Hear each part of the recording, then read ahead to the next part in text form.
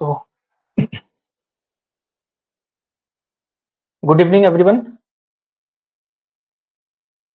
तो आज हम आपका जो पिछले वर्ष का पेपर है, वैसे तो हमारा सिलेबस जो है भक्ति काल तक आगे बढ़ा है, लेकिन मुझे लगा कि आपके लिए एक बहुत इम्पोर्टेंट चीज़ है जो कि मैं कल समझा रहा था आपको। तो जो है पेपर करना जो है हमारे लिए बहुत इम्पोर्टेंट है पिछले वर्ष का, ठीक है? और ये कहीं से मुझे मिला नहीं तो मैंने जो है आपका है, वहाँ से ढूँढ-ढूँढ करके मैंने आपके लिए जो है 200 में से 187 क्वेश्चन मुझे मिल पाए हैं। 200 में से 187 क्वेश्चन्स मुझे मिल पाए हैं, जो 2020 प्रवक्ता नाम से आपकी परीक्षा हुई थी। 2021 में इसका मेंस का हुआ था ना, 2021 में। तो ये जो 2020-2021 वाला पेपर था, ये जो है हम आज सॉल्व करने वाले वाले हैं, क्योंकि सिलेबस तो हम आगे कर भी लेंगे, लेकिन उसके लिए बहुत ज़रूरी है हमारे लिए हमारे लिए जो है आपके परीक्षा को समझना, ठीक है? आप में से हो सकता है किसी ने दो 2020-2021 में भी अटेम्प्ट दिया होगा, तो उसको तो ये प्रश्न पत्र शायद याद होगा, क्या पता उसके पास होगा भी। और अगर आपके पास है तो आप जो है मुझे भेज सकते हैं। वैसे मैंने इसमें जो है इसको जो है दोबारा टाइप करके आपके उसमें डाल दिया है ऐप के अंदर, तो आप जो है उसको देख सकते हैं, ठीक है?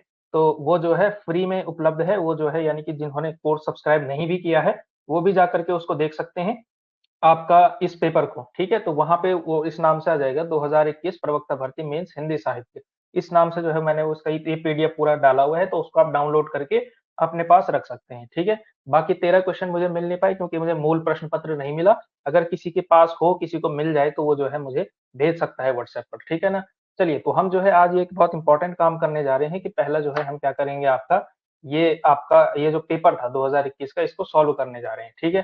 तो धीरे-धीरे आप चाहें तो जो है कमेंट्स में आपके इसके उत्तर भी आप जो है दे सकते हैं। और यहाँ से फिर हम समझेंगे कि पिछली बार जो था ये पेपर था, मैं क्यों कह रहा था कल शायद मैंने क्लास में कहा था कि पिछली बार का जो पेपर था, वो बहुत ज़्यादा तथ्य आधारित था, वेरी फैक्चुअल वेरी फैक्चुअल और बहुत तथ्य आधारित होने के कारण वेरी ईज़ी भी था।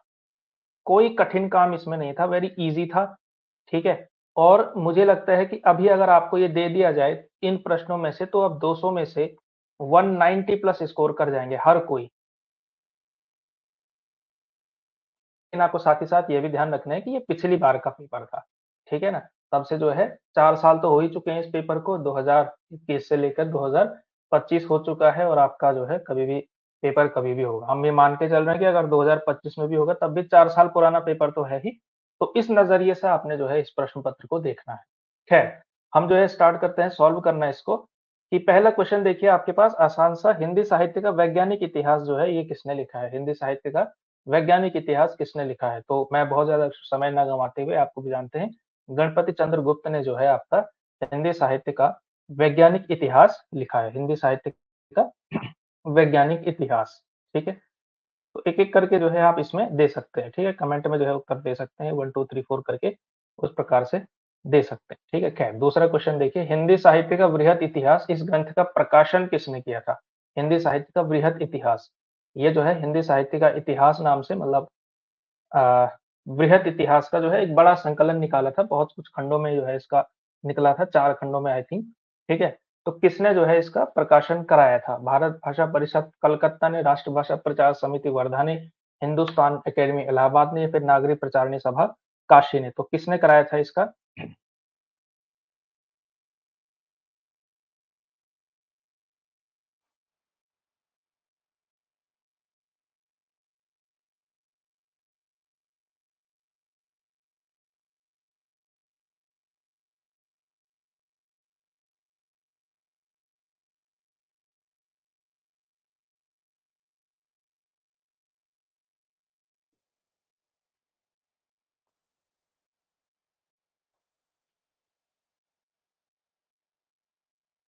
क्या हो रहा है ये? हाँ, हाँ, अब आ गया। हिंदी साहित्य का वृहत इतिहास नागरी प्रचारणी सभा काशी ने कराया था, ठीक है ना? तो ये जो है देखिए, अभी तक आपको समझ में आ रहा होगा कि आसान है, जो प्रश्न पत्र जो है बहुत मुश्किल नहीं था। हिंदी साहित्य जगत में मिश्र बंधु नाम से विख्यात लेखक कौन-कौन है? तो मिश्र बंधुओं का नाम आपको पता होना चाहिए, ठीक है? तो कौन-कौन थे? गणेश, श्याम और सुखदेव। तो गणेश, श्याम और सुखदेव किसमें है? कृष्ण, राम, हाँ, डी में है, ठीक है, तो डी है, इसका भी उत्तर क्या हो जाएगा, डी हो जाएगा। ठीक है, तो मिश्र बंधु नाम से विख्यात लेखकों में कौन-कौन है? गणेश बिहारी मिश्र, श्याम बिहारी मिश्र और सुखदेव बिहारी मिश्र। तो सारे का सारा जो है तथ्यात्मक मामला आपसे पूछा जा रहा है। हिंदी साहित्य और संवेदना का विकास, ये किताब किसकी है? रामस्वरूप चतुर्वेदी, श्याम सुंदर दास, नगेंद्र या फिर रामविलास शर्मा? तो हिंदी साहित्य और संवेदना का विकास है आपकी रामस्वरूप चतुर्वेदी, डॉक्टर रामस्वरूप चतुर्वेदी की किताब है हिंदी साहित्य और संवेदना का विकास, ठीक है? यहाँ से कुछ इस बार जो है केवल ये याद करके काम नहीं चलने वाला है, यही फ़र्क है आपको समझना है, जो कि 2021 की परीक्षा में और 2025 की परीक्षा में यही आपको एक ध्यान रखना है कि 2021 में ये इसको करके काम चल गया था कि हिंदी साहित्य और संवेदना का विकास रामस्वरूप चतुर्वेदी की किताब है। लेकिन इस किताब के अंदर है क्या? इसमें कबीर के बारे में क्या लिखा गया है? सूरदास के बारे में क्या है? तुलसी के बारे में क्या है? या फिर आगे प्रसाद इत्यादि के बारे में क्या-क्या लिखा गया है? ये भी जो है हमको थोड़ा बहुत पता करना पड़ेगा। ठीक है? हिंदी साहित्य और संवेदना का विकास बहुत इम्पोर्टेंट किताब नहीं है, लेकिन क्या पता एक आध जो है चीज़ें यहाँ से पूछी जाएँ, तो हम कोशिश करेंगे कि यहाँ से भी कुछ ना कुछ अध्ययन हम जो है अपने इस आने वाले बैच में, इस आने वाले कोर्स में करेंगे। ठीक है? तो जो है हमने 3-4 किताबें कम से कम एक साथ पढ़नी है भाई। ठीक है? एक आध किताब से काम नहीं चलने वाला है। संदेश रासक के लेखक कौन है? संदेश रासक नरपतिलाल, अब्दुल रहमान, चंद्रवरदाई या फिर जगनिक? तो संदेश रासक के लेखक कौन है?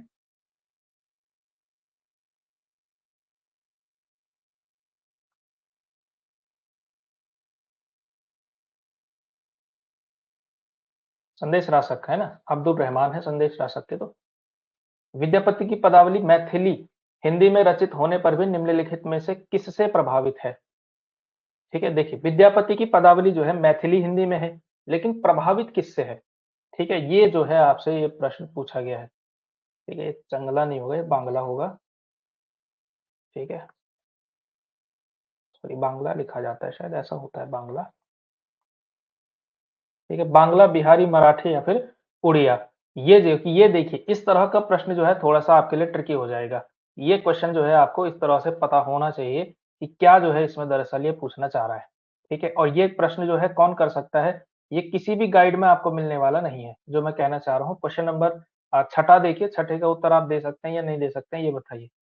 छठे का। ठीक है, तो छठे का उत्तर जो है वही दे पाएगा, जिसे थोड़ा बहुत इसका जो है बैकग्राउंड पता होगा। ये आपके विद्यापति किस रीजन से आते हैं, क्या-क्या उन्होंने लिखा है, थोड़ा विद्यापति के बारे में अगर पता होगा तभी जाकर के प्रश्न सॉल्व हो पाएगा। ठीक है?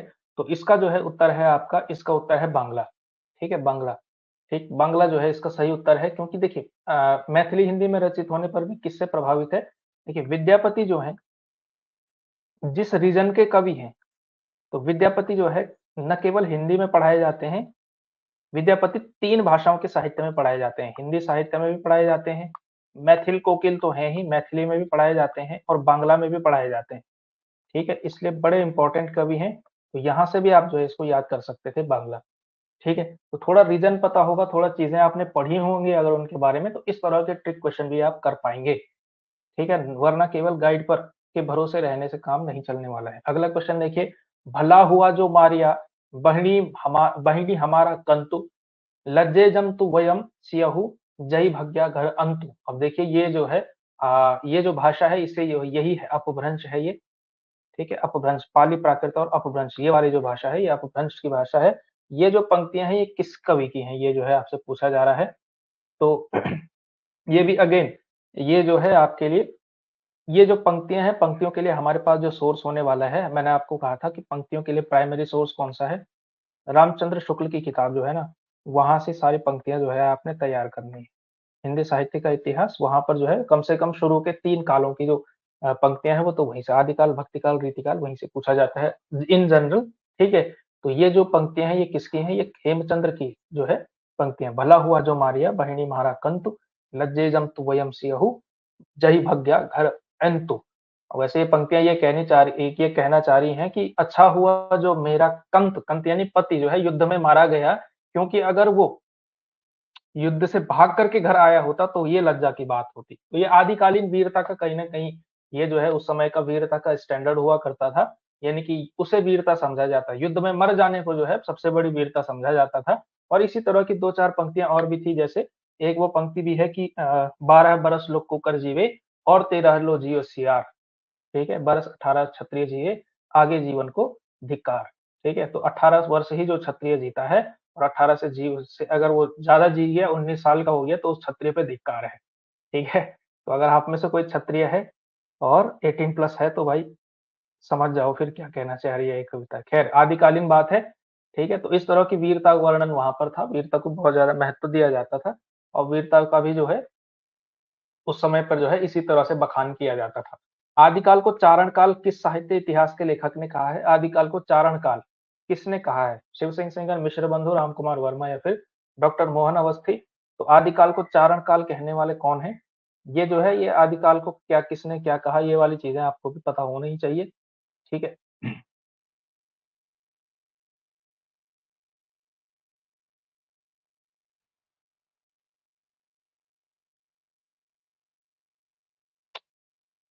क्या हुआ? पेन नहीं चल रहा भाई।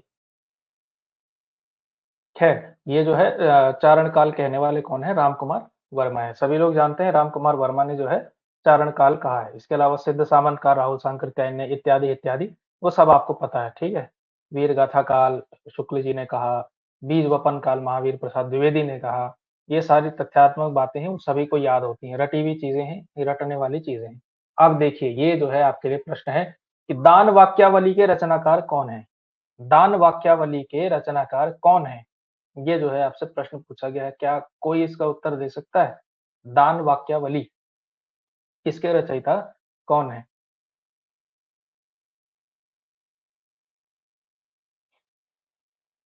ये जो है ये जो रचना मानी जाती है, ये भी जो है विद्यापति की रचना मानी जाती है, ठीक है? दान वाक्यावली। वैसे आपको जो है जो विद्यापति की इन जनरल अभी तक वैसे पता थी कौन-कौन सी थी? कीर्तिलता, कीर्ति पताका और पदावली मानी जाती थी, ठीक है? लेकिन दान वाक्यावली और ये जो है ये इनका एक संस्कृत ग्रंथ है, ठीक है? हाँ, संस्कृत ग्रंथ है और इसके अलावा विद्यापति ने बहुत सारी रचनाएँ और लिखी हुई हैं, जैसे गोरक्ष विजय नाम का एक नाटक भी मिलता है इनका, ठीक है? तो ये सारी चीज़ें हैं, जो इनके बारे में याद रखनी है आप। खैर, अमीर खुसरो हिंदी साहित्य के किस काल से संबंधित कवि हैं? तो अमीर खुसरो आदिकालीन कवि हैं, ठीक है? इसमें कहने की बात ही नहीं है, आगे बढ़ेंगे सीधा। विद्यापति को कृष्ण भक्तों की परंपरा में न समझना चाहिए, यह कथन इनमें से किसका है?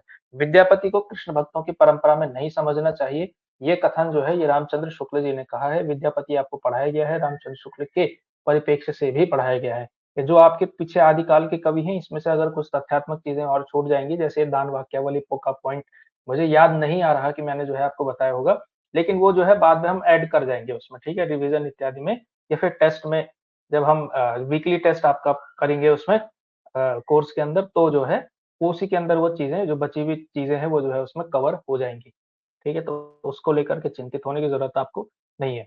आदिकाल के अंतर्गत सरहपा लुइपा है, ठीक है? लुइपा। आदि कवि किस साहित्य से संबद्ध हैं? तो ये सरहपा, लुइपा, डोम्भिपा और कणहपा ये जो हैं ये सारे के सारे क्या थे? सिद्ध थे, ठीक है? पा जो है इनके लिए जो पा या फिर पाद शब्द जो चलता है ये समान सूचक शब्द है, ठीक है? तो ये जो है सिद्ध साहित्य के अंतर्गत ये सारे के सारे लोग आते हैं। हिंदी साहित्य का प्रथम महाकाव्य कौन-सा है? शावकाचार, पृथ्वीराज, रासो? ये क्या है भाई? ये जो है निश्चित रूप से ये पाहुड़ होना चाहिए, ये मिसप्रिंट है। भरतेश्वर बाहुबलीराज, तो हिंदी का पहला महाकाव्य कौन-सा है? पृथ्वीराज रासो, ठीक है? रामचंद्र शुक्ल जी का कथन भी है कि पृथ्वीराज रासो हिंदी का पहला महाकाव्य है और चंद्रवरदाई हिंदी के पहले महाकवि कहे जाते हैं। अगला, देसिल बहना सब जन मिट्ठा होना चाहिए था ये। मिठा देसी भाषा के मिठास का यह वर्णन करने वाले रचनाकार का नाम क्या है? देसिल बहना सब जन मिठा तम तैसन जमपऊ अवहट्टा। ये जो है पूरी पंक्ति है और ये पंक्ति किसकी है? विद्यापति की है, ठीक है? विद्यापति की ये बहुत महत्वपूर्ण पंक्ति है जिसमें उन्होंने अपनी भाषा को क्या कहा? अवहट्ट कहा और यहाँ से फिर एक नई डिबेट चली कि अपभ्रंश की जो आखिरी अवस्था थी उसे अवहट्ट कहा गया है या अवहट्ट अलग भाषा है, क्या है? ये भी एक भाषा के संदर्भ में एक अलग डिबेट इस एक पंक्ति की वजह से खड़ी होती है। खैर आगे बढ़ेंगे। गंग किस राजा के दरबारी कवि थे? गंग जो है किस राजा के दरबारी कवि थे? ये जो है अब जो है भक्ति काल में हम उतर चुके हैं। तो गंग जो है अब आपसे यहाँ से पूछा गया है।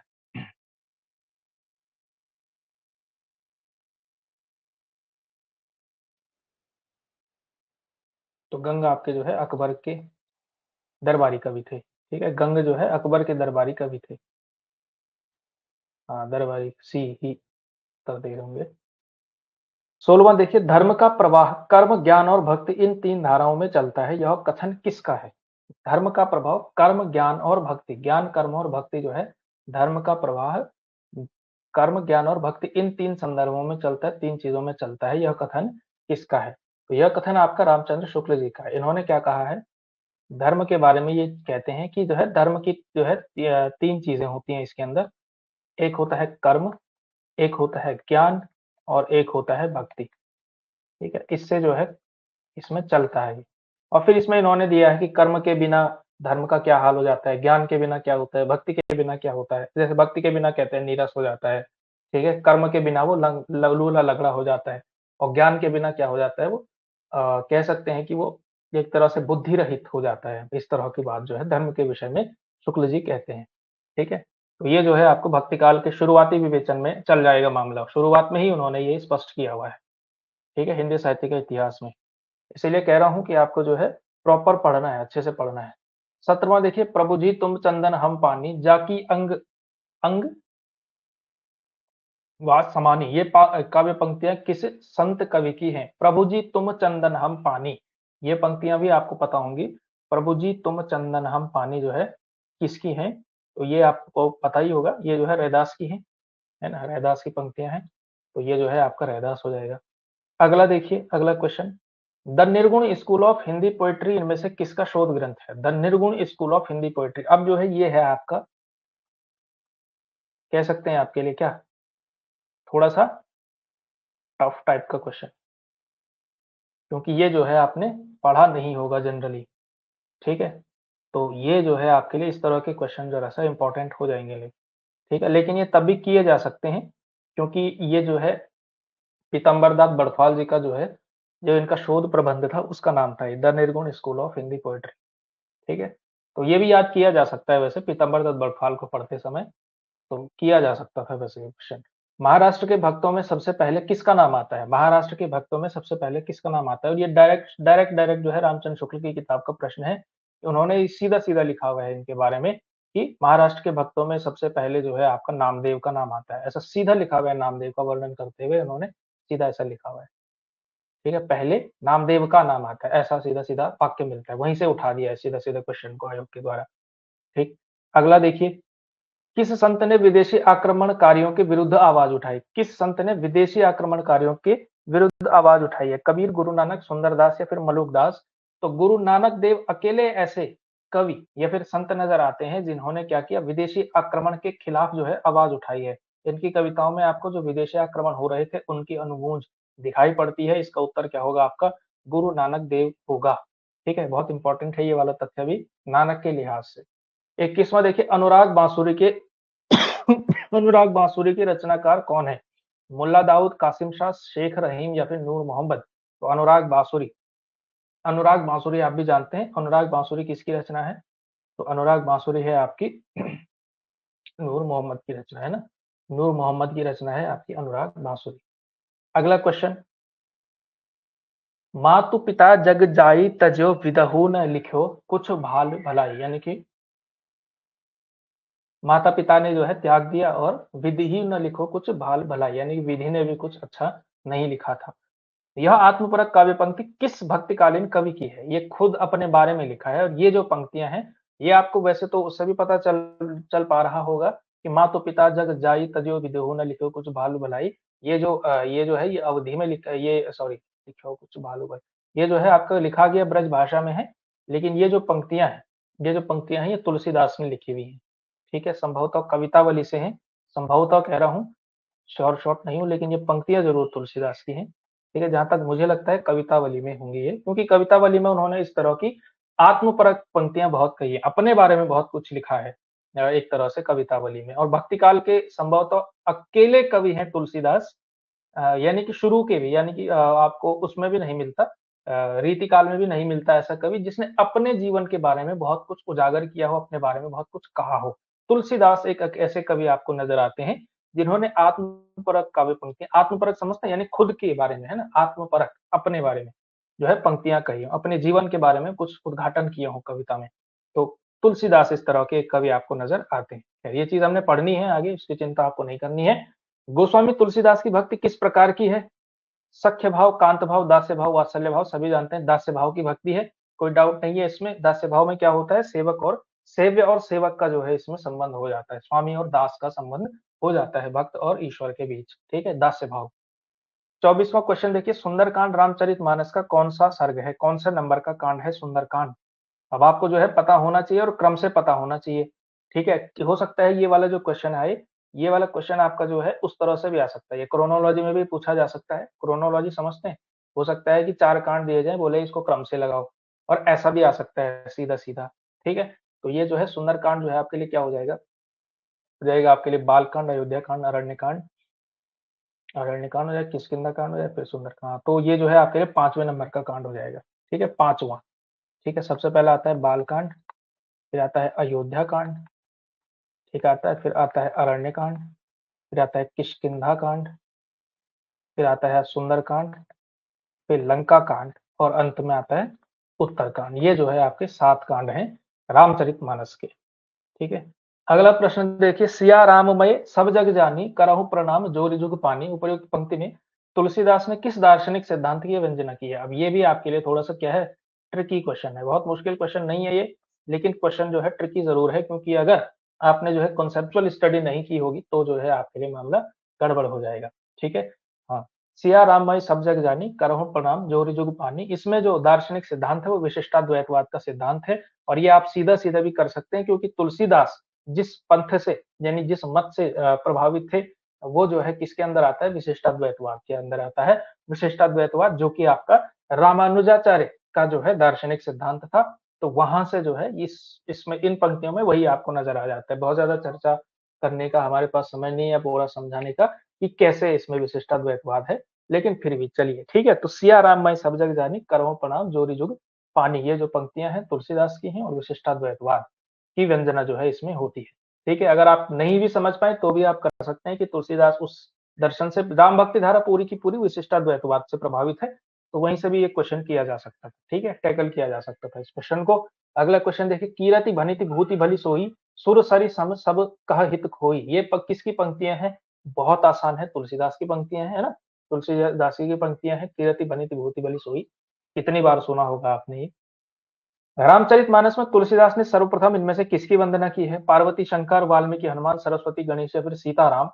तो ये भी जो है पंक्तियाँ जो है इम्पोर्टेंट है, थोड़ा मानस के बारे में हमको थोड़ा ठीक से देखना भी पड़ेगा, ठीक है? हो सकता है पूरा एक क्लास हम रामचरितमानस पर लें, क्योंकि यहाँ से जो है प्रश्न पूछने का मन कर सकता है किसी भी यानी पेपर बनाने वाले का, ठीक है? बहुत मन कर सकता है उसका कि रामचरितमानस से थोड़ा डीप डीप क्वेश्चन पूछ लिया जाए, ठीक है?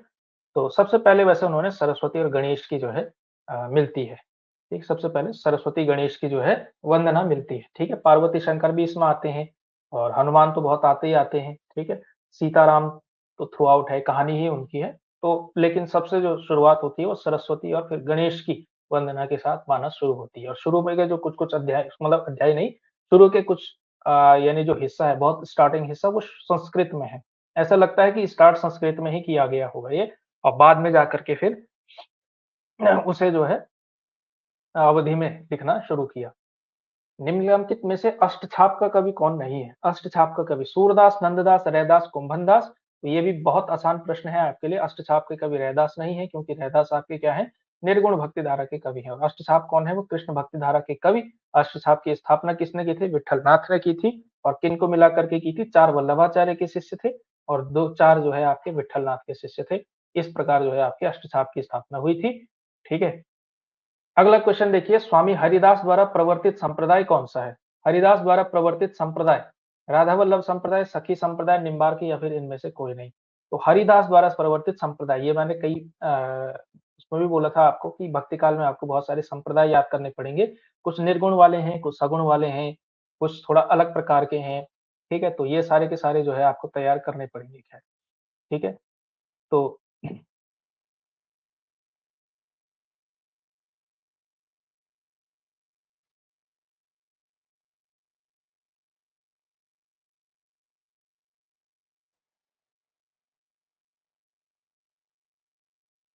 अष्टछाप का संबंध इनमें से किस काव्य धारा से है?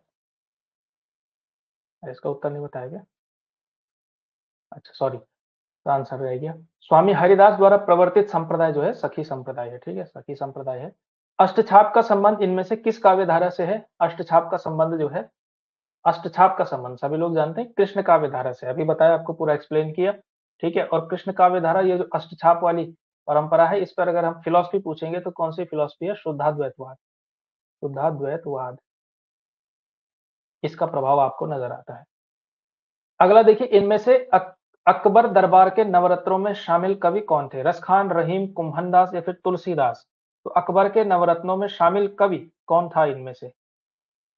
ठीक है, ये जो है आपको पूछा गया है। अकबर के दरबार में शामिल, तो अकबर के दरबार में कौन शामिल थे? रहीम, जिनका पूरा का पूरा नाम अब्दुल रहीम खान खाना था, ठीक है। और ये जो है एक खुद सैनिक भी थे ये, ठीक है, सैनिक भी थे। और अकबर के से इनसे कोई, इनका कोई रिलेशन भी था अकबर से, ठीक है ना, सीधा रिलेशन था। शायद जहां तक मुझे याद है, शायद बुआ के बेटे थे या इस तरह का कोई संबंध था, इतना गहरा संबंध था अकबर के साथ, जहां तक मुझे याद आ रहा है, ठीक है। तो ये जो है रहीम दरबार में कवि थे, और माना जाता है कि रहीम और तुलसीदास के पत्राचार बहुत प्रसिद्ध थे, ये दोनों आपस में काफी गहरे दोस्त थे, रहीम और तुलसीदास, ठीक है। अष्टछाप के कवियों में किनमें पिता पुत्र का संबंध था? अष्टछाप के वे कवि जिनमें पिता पुत्र का संबंध था। अब ये थोड़ा सा अगेन ये फिर डीप क्वेश्चन है, तथ्यात्मक। यहाँ पे पिछली बार जो पूछे गए थे क्वेश्चन, बहुत फैक्चुअल पूछा गया था, बहुत ही ज्यादा फैक्चुअल। तो जिसने जितने ज्यादा फैक्ट याद किए, उसका जो है उतना जो है मामला हो गया, ठीक है। लेकिन जरूरी नहीं है कि इस बार भी जो है इसी तरह से होना शुरू हो जाए, ठीक है। कोई ऐसी गारंटी कोई नहीं दे सकता कि इस बार भी ऐसा ही होगा, ठीक है। पिता पुत्र का संबंध वैसे किस किस में था? तो जो कि सबसे वरिष्ठ कवि थे कुंभन दास, और फिर जो है चतुर्भुज दास आपके आते हैं चौथे नंबर पे, ठीक है। अगर हम रैंकिंग करेंगे उसमें, तो कुंभन दास और चतुर्भुज दास, तो इनमें जो है पिता पुत्र का संबंध आपको नजर आएगा, ठीक है। रीतिकालीन कवि केशव की इनमें से कौन सी रचना प्रबंध काव्य नहीं है? कौन सी रचना जो है प्रबंध काव्य नहीं है? प्रबंध काव्य नहीं होगी तो क्या होगी? मुक्तक काव्य होगी ना। रतन बावनी, रसिक प्रिया, जहांगीर जस चंद्रिका या फिर राम चंद्रिका, ठीक है। तो काव्य रूप का जो है आपको पता होना चाहिए, पिछली बार एलटी के सिलेबस में काव्य रूप था भी, ठीक है। तो कौन सी रचना जो है, क्या पूछ रहा है? प्रबंध काव्य नहीं है ना, प्रबंध काव्य कौन सी नहीं है? देखिए, रतन बावनी क्या है? रतन सिंह के बारे में है, तो ये भी एक तरह से आप कह सकते हैं, ये भी एक तरह का प्रबंध काव्य है, छोटा सा। रसिक प्रिया जो है आपका, ये जो है आपका, ये है आपका प्रबंध काव्य नहीं है, ठीक है। क्योंकि रसिक प्रिया में क्या है, ये जो है इनका आप कह सकते हैं जिसको रीति ग्रंथ कहा जाता है, उस तरह का ग्रंथ है, ठीक है। तो वो जो है प्रबंध नहीं हो सकता है। जहांगीर जस चंद्रिका में भी जहांगीर के बारे में एक पूरा वर्णन है, और रामचंद्रिका तो राम के बारे में ही है ही, ठीक है। तो रसिक प्रिया जो है इस तरह की रचना जो प्रबंध काव्य नहीं बल्कि क्या है, एक प्रकार से मुक्तक काव्य आप कह सकते हैं, ठीक है। वैसे तो ये जो आपका लक्षण ग्रंथ है वो है रसिक प्रिया, ठीक है, लेकिन प्रबंध काव्य तो ये नहीं है। अगला देखिए, तुलसी गंग दुबो भये सुकविन के सरदार, यह कथन किसका है? तुलसी गंग दुबो भये सुकविन के सरदार, यह कथन जो है किसका है? यह कथन जो है आपका भिखारी दास जी का है। भिखारी दास जो कि रीतिकाल के महत्वपूर्ण कवि हैं, रीतिबद्ध कवि, काव्यधारा के बड़े कवि हैं, उनका जो है ये कथन मिलता है आपको किसके बारे में? तुलसी के बारे और गंग के बारे में। वो कहते हैं कि सुकवि दो है, दो ही हुए हैं, एक तुलसी और एक गंग, ठीक है। तो भिखारी दास का जो है ये एक महत्वपूर्ण कथन है। अगला देखिए, निम्नलिखित में से कौन सा ग्रंथ केशव दास द्वारा रचित है? विज्ञान गीता, बरवे नाई का भेद, कविकुल, कल्पतरु या फिर काव्यालंकार? तो कौन सा ग्रंथ जो है केशव दास द्वारा रचित है? केशव दास द्वारा रचित है। तो ये भी आसान सा प्रश्न है, इसमें भी कोई दिक्कत होनी नहीं चाहिए मेरे विचार से आपको, कि केशव द्वारा रचित ग्रंथ जो है विज्ञान गीता है। क्या है? विज्ञान गीता है। अगला, अति सूधो स्नेह को मार्ग, जहां ने को सयानप बांक नहीं। ये जो पंक्तियां हैं, ये पंक्तियां किसकी हैं? घनानंद की हैं। रीतिकाल की पंक्तियां, रीतिकालीन कवि घनानंद रीति मुक्त काव्यधारा के कवि हैं, उनकी जो है ये पंक्तियां हैं, ठीक है। अगला, यद्यपि सुजाति सुलक्षणी सबरन सरस सुवृत भूषण बिनु न बिरजई कविता बनिता मित। ये पंक्तियां किसकी हैं? ये केशवदास की हैं। और ये जितने भी आपको पंक्तियां मिलेंगी, ये सारी की सारी पंक्तियां मैं कह सकता हूं इसमें से 90% कविताएं, 90% पंक्तियां आपको कहां से मिलेंगी? हिंदी साहित्य का इतिहास से मिलेंगी। हिंदी साहित्य का इतिहास, इस किताब में आपको मिलेगी, भाई रामचंद्र शुक्ल वाली किताब में, ठीक है, किसी गाइड में नहीं, कहीं नहीं, गाइड में उतना डीप नहीं मिलेगा। ये तो आसान सा है, अति सूधो वाला, ये वाला, ये सभी को याद है, सभी को आता है। मुझे तो लगता है ये इतनी फेमस हो चुकी हैं पंक्तियाँ, जो ग्रुप सी की तैयारी भी कर रहा होगा उसको भी थोड़ा बहुत आता होगा, ये इस लेवल की पंक्तियाँ हैं। ठीक है, तो पिछली बार जो है आसान प्रश्न पत्र था, आसान नहीं, बहुत आसान प्रश्न पत्र था। इस बार आप उम्मीद करें कि जो है किसी भी लेवल का आ सकता है, इसलिए आपकी तैयारी जो है अच्छे स्तर की होनी चाहिए। पेपर किसी भी लेवल का है, आपकी तैयारी अच्छी होनी चाहिए, ठीक है? ब्रजभाषा के श्रृंगारी कवियों की परंपरा में इन्हें अंतिम प्रसिद्ध कवि समझना चाहिए। देखिए, शुक्ल जी ने एक कथित किसके बारे में कहा है कि ब्रजभाषा के श्रृंगारी कवि हैं और इसकी परंपरा में, यानी ब्रज भाषा के जो श्रृंगारी कवि हैं, उनकी परंपरा में इन्हें अंतिम प्रसिद्ध कवि मानना चाहिए। ये जो है पंक्तियाँ इन्होंने कही हैं, किसके बारे में कही हैं? ये जो है इम्पोर्टेंट है आपके लिए। तो ये जो पंक्तियाँ हैं, ये किसके बारे में कही गई हैं? ये जो है आपके लिए ठाकुर ध्वजदेव ग्वाल या फिर बोधा। तो ये जो पंक्तियाँ हैं, ये वैसे द्विजदेव के बारे में कही गई। ठीक है? अभी आपको नहीं भी आ रहा होगा, इसकी चिंता करने की ज़रूरत नहीं है। ठीक है? कुल मिलाकर के आज हमारे पेपर सॉल्व करने का जो पर्पज़ है वो क्या है? पेपर को समझना है कि कहाँ-कहाँ से, किस-किस तरह से, कहाँ-कहाँ जो है आयोग गया है। पिछली बार आयोग के पेपर बनाने की रेंज क्या थी? ठीक है? तो उस रेंज को एनालाइज़ करते हुए हम जो है अपनी रेंज थोड़ा और बढ़ाएँगे। थोड़ा क्या, बहुत बढ़ाएँगे। अगर अगर उनकी रेंज 100 है, तो हम अपनी रेंज जो है 150 करके आगे चलेंगे। ठीक है? इतना जो है हमको अध्ययन करना पड़ेगा, ठीक है? इतना समझ करके, तभी जो है मामला बढ़ेगा, तभी जो है अच्छा हो पाएगा हमारा, जो भी हम करना चाहते हैं, ठीक है? आगे बढ़ते हैं खैर। रीतिकालीन कवि भूषण की कविता का मुख्य संवेदनात्मक स्वर क्या है? रीतिकालीन कवि भूषण है, भूषण की कविता का मुख्य संवेदनात्मक स्वर क्या है? यानी कि उसका मेन, कविताओं की जो है मुख्य बात क्या हुआ करती थी, मुख्य संवेदना क्या हुआ करती थी, है ना? श्रृंगारिक, व्यंग्यमूलक, प्रशस्ति परक या फिर कारुणिक। श्रृंगारिक यानी श्रृंगार, व्यंग्य यानी कि व्यंग्य, प्रशस्ति या फिर करुणा। तो भूषण आप लोग जानते हैं, रीतिकालीन कवि थे और ये जनरली क्या लिखा करते थे? वीर रस जो है, ये तो रस हो गया, लेकिन इनकी कविताओं में ज़्यादा आपको क्या दिखाई देता है? प्रशस्ति गान दिखाई देता है। और प्रशस्ति गान भी किसका किया इन्होंने? प्रशस्ति गान भी किसका किया? शिवाजी का किया है। शिवा को बखानों की बखानूँ छत्रसाल को, तो छत्रसाल का भी वर्णन बीच-बीच में आता है। ठीक है?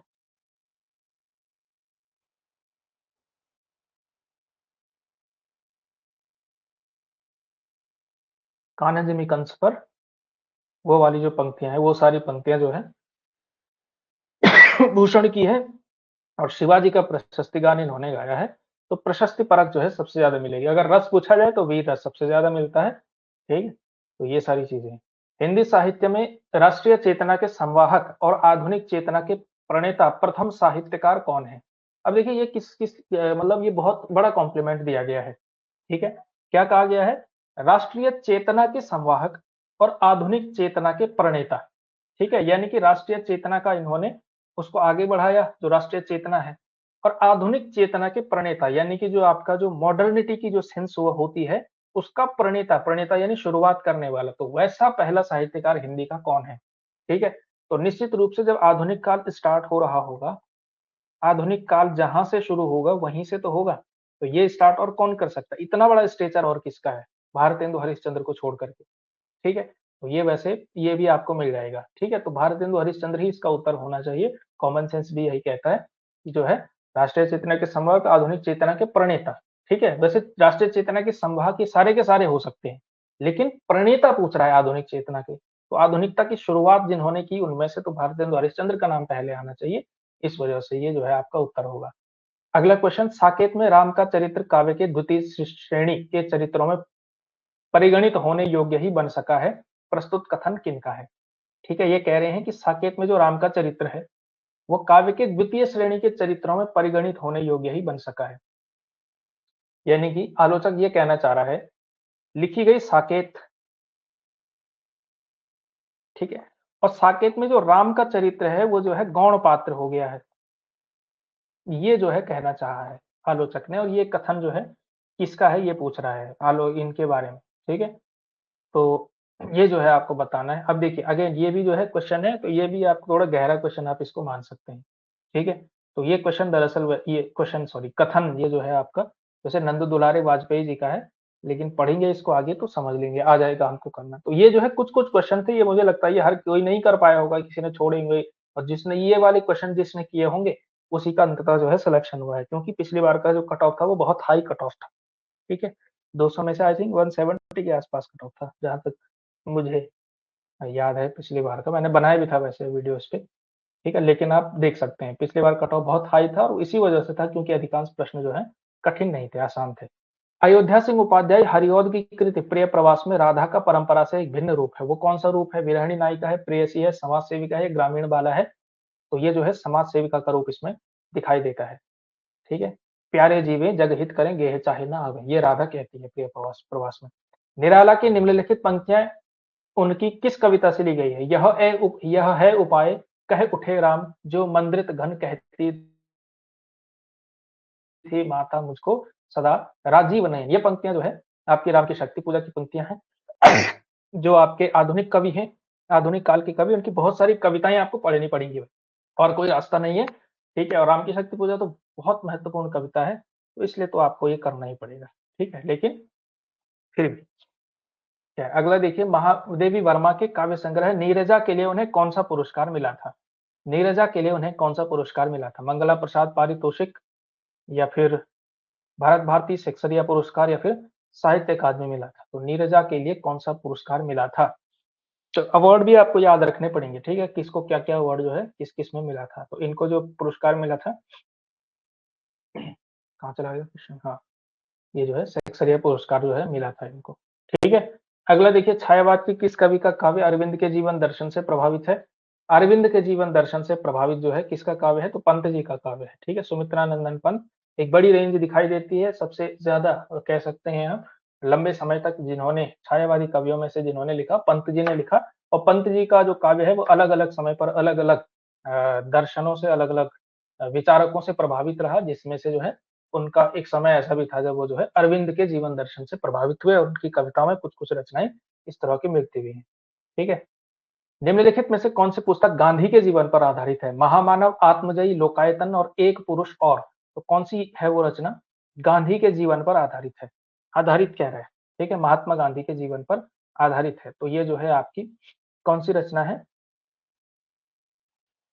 अगर हम डायरेक्टली देखें तो ये जो है इसका उत्तर महामानव दिया था पिछली बार आयोग ने, ठीक है? वैसे लोकायतन में गांधीवादी विचार आपको ज़रूर दिखाई देता है, लेकिन गांधी के जीवन पर आधारित पूछ रहा है, इसलिए जो है महामानव जो है आपका इसका उत्तर होना चाहिए। निम्नलिखित में से कौन-सा काव्य संग्रह महादेवी वर्मा का नहीं है? निहार, रश्मि, नीरजा, पल्लव? पल्लव नहीं है, पल्लव किसका है? पंत का है।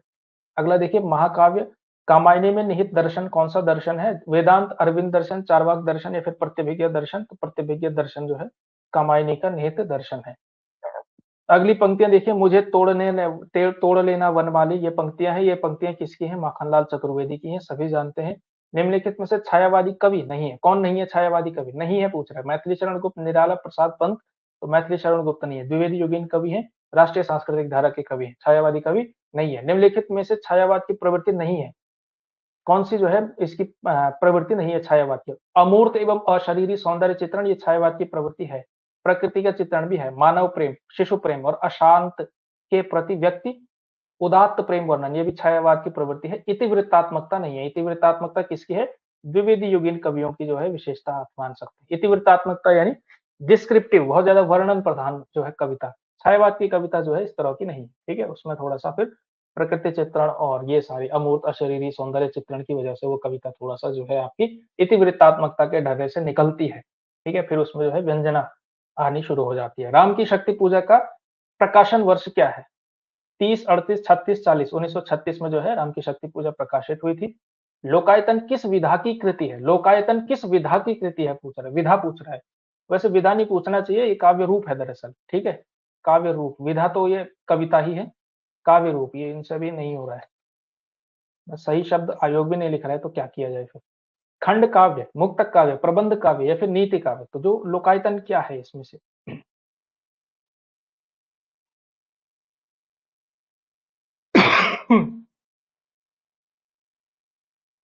लोकायतन मेरे विचार से खंड काव्य होना चाहिए।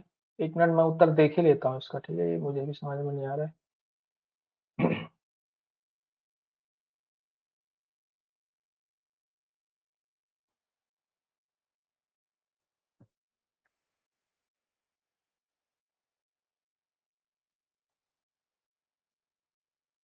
लोकायतन जो है प्रबंध काव्य कह रहा है, ठीक है, प्रबंध काव्य है यहाँ पे दिया गया है, तो प्रबंध काव्य किया जाए क्यों ना, प्रबंध काव्य है वैसे लोकायतन, ठीक है। तो ये काव्य रूप भी थोड़ा सा देखने पड़ेगा हमको, मुझे खंड काव्य लग रहा था लेकिन नहीं, खंड काव्य नहीं है, क्योंकि लोकायतन मैंने उस तरह से देखी नहीं है रचना कभी, उस तरह से पंत को बहुत ज्यादा पढ़ा भी नहीं है, पंत पर मेरे दावा नहीं रहता है कभी भी मजबूत, ठीक है। खैर इस बार पढ़ेंगे हम, आपके साथ ही पढ़ लूंगा मैं भी, ठीक है। तो नागार्जुन का वास्तविक नाम क्या है? वास्तविक नाम वैद्यनाथ मिश्र है। कहने की बात ही, नकेनवाद के प्रवर्तक कौन थे? नकेन, नकेन, ये जो है दरअसल एक एब्रीविएशन है जिसको प्रपद्यवाद भी कहा जाता है, ठीक है, प्रपद्यवाद भी कहा जाता है इसको। और इसके जो आपके प्रवर्तक थे, प्रवर्तक में कौन कौन है देखिए, नलिन विलोचन शर्मा, ठीक है, केसरी कुमार और नरेश, ठीक है। तो नलिन विलोचन शर्मा, केसरी कुमार और नरेश, ठीक है, प्रपद्यवाद के प्रवर्तक माने जाते हैं, ठीक है। ये जो है प्रयोगवाद के समानांतर एक आंदोलन आया था, आधुनिक काल में थोड़ा गहराई से इसके बारे में पढ़ेंगे। प्रयोगवाद का प्रवर्तक किसको माना जाता है? प्रयोगवाद का प्रवर्तक अज्ञेय को माना जाता है। आत्मजयी किसकी रचना है? कुंवर नारायण की, रघुवीर सहाय की, अरुण कमल की, दुष्यंत कुमार की। आत्मजयी कुंवर नारायण की जो है रचना है, ठीक है, ज्ञानपीठ पुरस्कार सम्मानित है कुंवर नारायण। हरी घास पर क्षण भर किसकी रचना है? अज्ञेय की रचना है, ठीक है। पिछली बार प्रयोगवाद से बहुत क्वेश्चन पूछे गए थे सरप्राइजिंगली, और प्रयोगवाद से जितने भी क्वेश्चन पूछे गए थे उनमें से मतलब एक आध ही क्वेश्चन थे जो कहीं बाहर के रहे हों, वरना या तो अज्ञेय से पूछे गए या फिर मुक्तिबोध से पूछे गए, अज्ञेय एवं मुक्तिबोध। पिछली बार ये है, यहाँ से बहुत क्वेश्चन पूछे गए थे, वरना जनरली जो ट्रेंड रहता है वो प्रगतिवाद से पूछने का जनरली रहता है, ठीक है। लेकिन क्योंकि दो बड़े कवि जो है प्रयोगवाद के अंदर शामिल किया जाता है, ये भी और मुक्तिबोध भी, तो पिछली बार यहाँ से बहुत क्वेश्चन थे, 8-9 क्वेश्चन थे। अभी देखिए इसमें कितने क्वेश्चन, ठीक है। आत्मजयी यहाँ से ले लो, प्रयोगवाद से ही मान लो। हरी घास पर क्षण भर अज्ञेय, अगर मैं तुमको ललाती सांझ के नभ की अकेली तारिका अब नहीं कहता, ये पंक्तियां किसकी हैं? अज्ञेय की हैं। कलगी बाजरे की कविता है, ठीक है, उनकी ये पंक्तियां, कलगी बाजरे की। चांद का मुंह टेढ़ा है काव्य संग्रह किसका है? तो सभी को पता है मुक्तिबोध का ये काव्य संग्रह है, महत्वपूर्ण काव्य संग्रह। संवेदनात्मक ज्ञान और ज्ञानात्मक संवेदन सूत्र का प्रयोक्ता कौन है? ये जो है अद्भुत, ये जो है कहा जाता है कि ये जो है कवि कैसा कवि है? संवेदनात्मक ज्ञान और ज्ञानात्मक संवेदन का कवि है।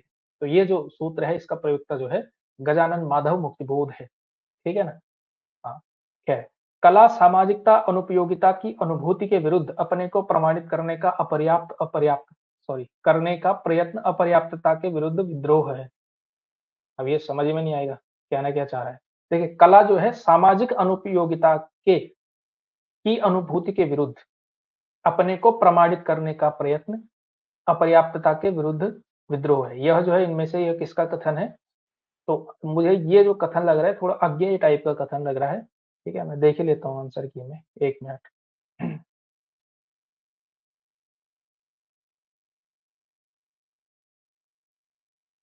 कुछ इस तरह के क्वेश्चन भी आएंगे इसमें, ठीक है, जो थोड़ा सा जो है आपने देखे नहीं होंगे।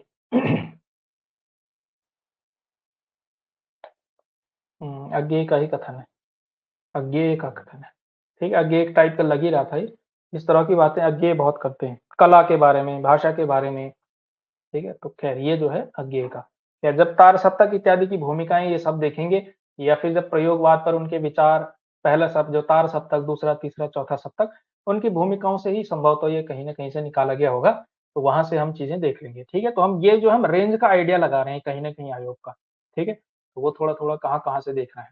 तार सप्तक का प्रकाशन काल क्या है? तार सप्तक का प्रकाशन काल 1943 है। गीत फरोश किसकी रचना है? भवानी प्रसाद मिश्र की रचना है। नई कविता पत्रिका का प्रकाशन कब हुआ था? नई कविता पत्रिका का प्रकाशन 1954 में हुआ था, ठीक है। नई कविता की अवधारणा से संबंधित कविता के नए प्रतिमान पुस्तक के रचनाकार कौन है? कविता के नए प्रतिमान, कविता के नए प्रतिमान नामवर सिंह जी की रचना है, ठीक है। और नई कविता के प्रतिमान है लक्ष्मीकांत वर्मा की रचना, ठीक है। लीलाधर जगूड़ी को उनके किस कविता संग्रह के लिए 2018 का व्यास सम्मान दिया गया है?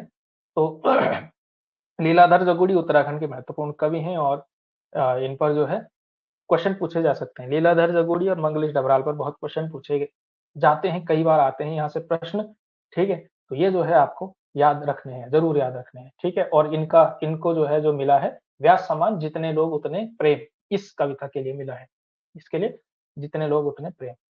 कौन सी रचना इसमें से मंगलेश डबराल की है? तो पहाड़ पर लालटेन जो है मंगलेश डबराल की है। वैदिक की हिंसा हिंसा न भविति, यह नाटक किसने लिखा है? यह नाटक आप भी जानते हैं, भारतेंदु का नाटक है। रंगमंच नाटक के अनुकूल होना चाहिए, न कि नाटक रंगमंच के अनुकूल। ठीक है, अब ये देखिए कथन क्या कह रहा है, रंगमंच यानी कि जो स्टेज है या जो थिएटर है, वो जो है नाटक के अनुकूल बनाना चाहिए, ना कि नाटक रंगमंच के अनुकूल। इसका मतलब ये क्या कहना चाह रहा है, समझ पा रहे होंगे आप? देखिए नाटक होता है, एक तो होता है नाटक और एक होता है रंगमंच। नाटक क्या है? रिटन टेक्स्ट है और रंगमंच क्या है? स्टेज है, थिएटर है। ठीक है? तो इसमें जो है बड़ी दिक्कतें कभी-कभी आती हैं, खास करके कुछ नाटक ऐसे होते हैं जो रंगमंच पर खेलना उनका मतलब उनका मंचीय प्रस्तुति बड़ी मुश्किल होती है।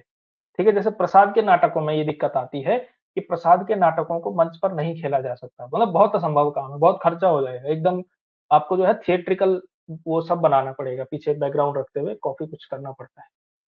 तो इस बारे में जो है बड़ी डिबेट है ये नाटकों के विषय में कि नाटक किस तरह के लिखे जाने चाहिए, कि नाटक को रंगमंच के हिसाब से कैसे ढाला जाए, ढालना चाहिए भी या नहीं, तो इस विषय की बात है। तो रंगमंच नाटक के अनुकूल होना चाहिए, ना कि नाटक रंगमंच के अनुकूल। यह कथन प्रसाद का है। किसका है? जयशंकर प्रसाद का है। प्रसाद नहीं मानते थे कि ये रंगमंच पे खेल सकते हो तो खेलो, नहीं खेल सकते, क्योंकि वो नहीं मानते थे रंगमंच की अनुकूलता को। वो ऐसा बंधन अपने नाटक पर नहीं डालते थे। जैसे नाटक में फॉर एग्जांपल एक उदाहरण दे देता हूँ मैं। जैसे प्रसाद क्या मानते थे, जैसे प्रसाद के जैसे स्कंदगुप्त नाटक में जो है कि सेना नदी पार कर रही है, ठीक है? और नदी में बाढ़ आ गई, पूरी सेना बह गई। ये एक सीन है, ठीक है? प्रसाद के नाटक का, स्कंदगुप्त का। ठीक है, पूरी सेना बह गई। अब इस सीन को रंगमंच पे कैसे दिखाया जाएगा? कैसे दिखा सकते हैं आप? और इसी का कंपैरिजन करिए मोहन राकेश के नाटक आषाढ़ का एक दिन से, जिसमें पूरा का पूरा जो है एक ही सीन है, ठीक है? 3 दृश्य हैं और उसी में जो है पूरा का पूरा सॉरी 3 जो है आपके अंक हैं और उसी में जो है एक ही सीन है। वो मल्लिका के घर के आंगन के सामने पूरा नाटक खेला जा सकता है। तो रंगमंच के अनुकूल है मोहन राकेश के सारे नाटक, लेकिन प्रसाद के नाटक नहीं है। तो ये जो है डिबेट है। ठीक है, ये आएगा मामला, कोई दिक्कत नहीं है इसमें। मिस्टर अभिमन्यु नाटक के रचनाकार कौन है? मिस्टर अभिमन्यु ये महत्वपूर्ण नाटक है, ठीक है? और ये जो है आपका यूजीसी नेट में भी लगा हुआ है, तो ये जो है आपने बताना है। देखिए नाटक से भी काफ़ी जो है प्रश्न पूछे गए हैं इसमें, ठीक है? तो हाँ, तो इसका ये जो नाटक है मिस्टर अभिमन्यु लक्ष्मी नारायण लाल का नाटक है। फणीश्वर नाथ रेणुकृत आंचलिक उपन्यास। अरे भैया ये क्या हो गया? कहाँ चले गए? इसी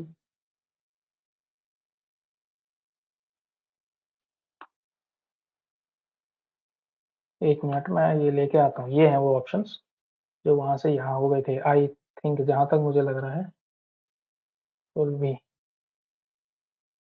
नहीं, नहीं ये भी नहीं है।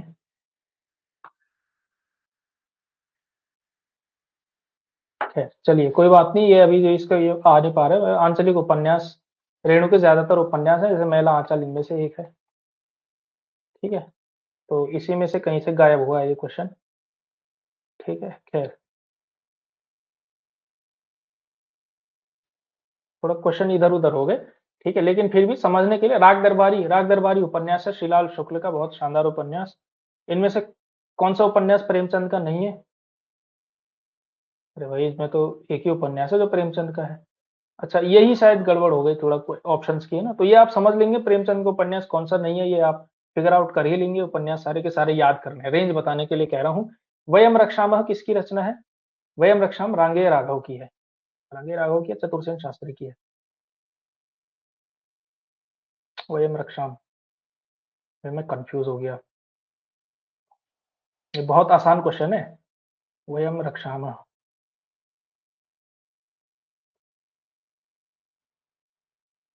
और ऐसा हो सकता है क्योंकि रिवीजन नहीं है। वयम रक्षामः, हाँ वयम रक्षाम चतुर्सेन शास्त्री की होगी, चतुर्सेन शास्त्री की होगी, ठीक है? वयम रक्षामः रांगे राघव की नहीं है। रांगे राघव की तो अलग है। मुर्दों का टीला टाइप ये सारी हैं रागे राघव की।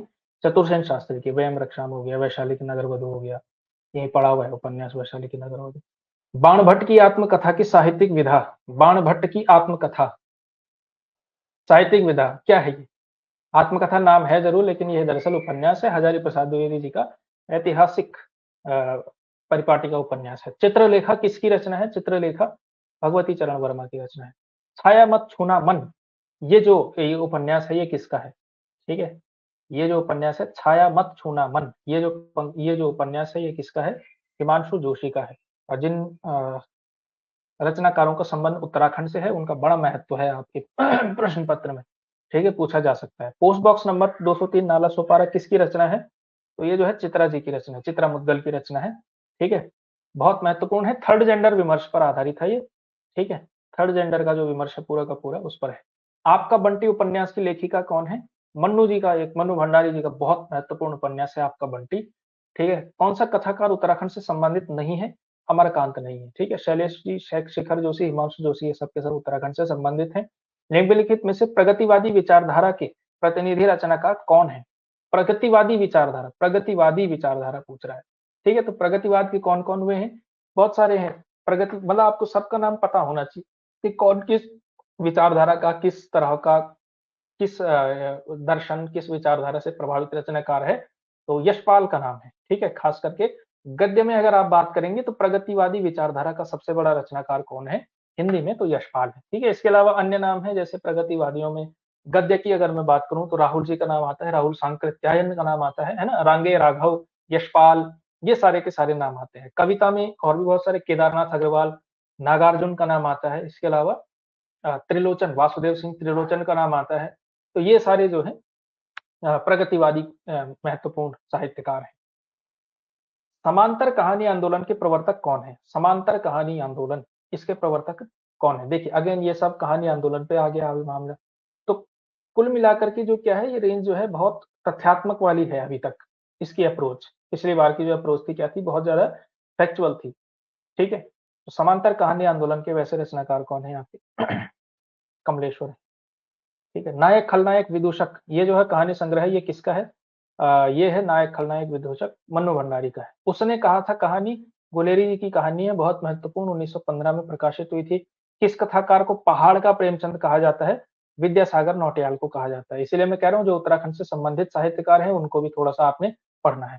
कुट्टी चातन नाम से किस लेखक ने निबंध लिखे? अज्ञेय ने निबंध लिखे हैं, ठीक है? ये भी एक फैक्चुअल बात है। कौन सा निबंध सरदार पूर्ण सिंह का नहीं है? कछुआ धर्म, आचरण की सभ्यता, सच्ची वीरता, मजदूरी और प्रेम। तो इसमें से जो कछुआ धर्म जो आपका निबंध है, ये जो है इनका नहीं है, ठीक है? कछुआ धर्म जो है, ये जो निबंध है, ये जो है किसका है? कछुआ धर्म, ये आपका गुलेरी जी का है ना? गुलेरी जी का है, गुलेरी जी का। तो ये जो है सरदार पूर्ण सिंह का नहीं है, गुलेरी जी का है। कुटज क्या केवल जी रहा है, वह दूसरे के द्वार पर भीख मांगने नहीं जाता। ये पंक्तियां किस निबंधकार की? कुटज निबंध है, बहुत महत्वपूर्ण निबंध है। कुटज जो है निबंध है हजारी प्रसाद द्विवेदी जी का। तो इसमें नाम ही आ गया कुटज, तो कोई दिक्कत होगी नहीं आपको वैसे, ठीक है? तो ये जो है आप कर सकते हैं। इनमें से मनोविकार संबंधी निबंधों के प्रमुख लेखक कौन है? मनोविकार पर सबसे ज्यादा निबंध किसने लिखे हैं? शुक्ल जी ने लिखे हैं, ठीक है? श्रद्धा, भक्ति, प्रेम, ईर्ष्या, लज्जा, ये सारे जो है इनके उपन्यास हैं। सॉरी, उपन्यास कह रहा हूँ, निबंध है। निबंध जो है इन्होंने बहुत सारे लिखे हुए मनोविकार पर। संपत्ति शास्त्र कृति के रचनाकार कौन है? संपत्ति शास्त्र, संपत्ति शास्त्र जो कृति है इसकी रचनाकार कौन है? ठीक है, ये आपको बताना है। तो इसके जो कौन है आपके आपके ये महावीर प्रसाद द्विवेदी, ठीक है? महावीर प्रसाद द्विवेदी है। आवारा भीड़ के खतरे परसाई का किस साहित्यिक विधा की रचना है? आवारा हरिशंकर परसाई का कुछ भी आएगा, जब तक आपको श्योर शॉट ना हो कि कुछ क्या है ये, कुछ उन्होंने कहानियां लिखी हुई हैं, ठीक है? लेकिन जनरली उन्होंने व्यंग्य लिखे हुए हैं, ठीक है? हिंदी के सबसे महान व्यंग्यकार या आप कह सकते हैं व्यंग्य के पितामह कौन है? हरिशंकर परसाई हैं। मिश्र बंधु द्वारा लिखित हिंदी नवरत्न इनमें से किस कवि को स्थान नहीं मिला है?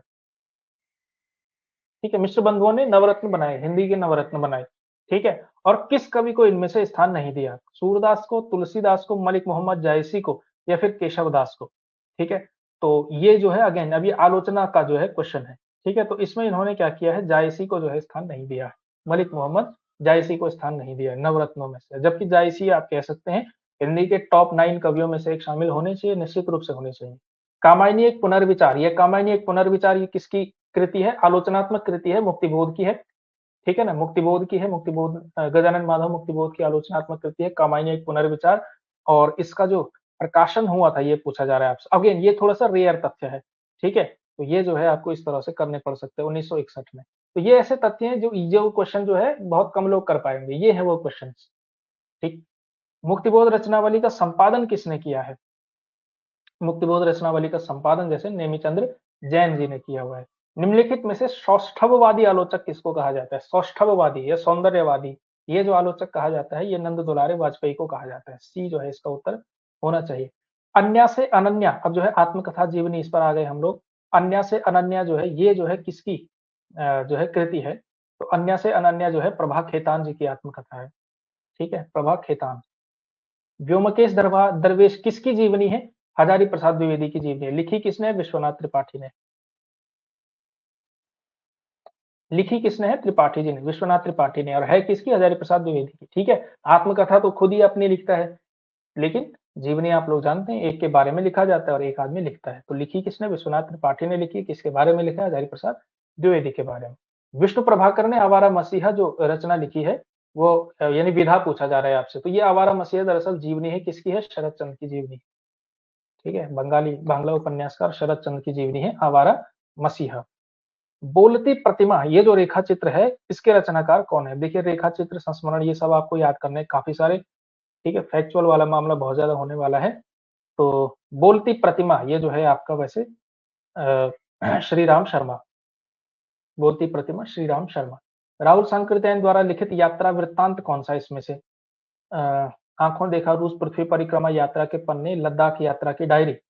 तो आप लोग जानते हैं राहुल सांकृत्यायन जी लद्दाख बहुत, मेरी तिब्बत यात्रा, लद्दाख यात्रा, ये बहुत सारा उन्होंने किया हुआ जरूर है। ठीक है, तो जैसे लद्दाख यात्रा की डायरी तो याद आ नहीं रहा।